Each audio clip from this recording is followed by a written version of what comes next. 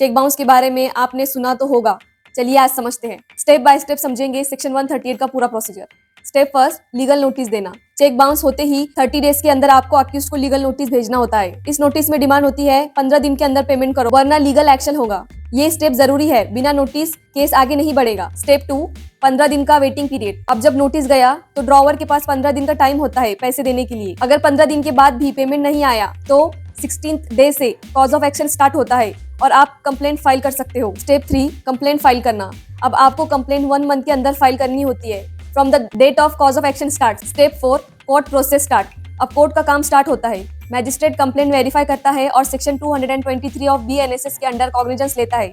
उसके बाद summons issue होता है अक्यूज्ड को। Step 5, evidence stage. यहाँ पर कंप्लेनेंट एफिडेविट पर एविडेंस देता है और सभी डॉक्यूमेंट्स कोर्ट में फाइल होते हैं एज एग्जिबिट्स। अगर अक्यूज चैलेंज करे तो डी एग्जिबिट एप्लीकेशंस भी पॉसिबल है। कंप्लेनेंट इस केस में section 143 of A of negotiable instrument act के तहत 20% इंटरिम कॉम्पनसेशन भी मांग सकता है।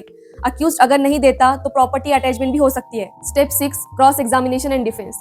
कंप्लेनेंट का क्रॉस होता है। अगर कंप्लेनेंट ने सब एविडेंस दे दिया तो पुरसीज देने के बाद उसका एविडेंस क्लोज हो जाता है। उसके बाद अक्यूज्ड का सेक्शन 351 ऑफ BNSS के अंडर स्टेटमेंट रिकॉर्ड होता है। उसके बाद अक्यूज्ड भी अपना डिफेंस एविडेंस कोर्ट के सामने ला सकता है। Step 7, final arguments and judgement.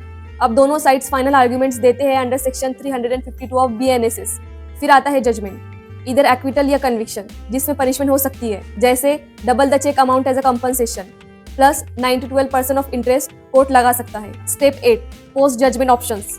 Convicted accused के पास होते हैं कुछ ऑप्शंस जैसे प्रोबेशन या लीनेंसी मांग सकता है। इसमें अक्यूज्ड को 30 दिन का टाइम मिलता है अपील फाइल करने के लिए और अगर कोर्ट में अपीयर ना हुआ तो नॉन अवेलेबल वारंट भी जारी हो सकता है। Step 9, appeal process.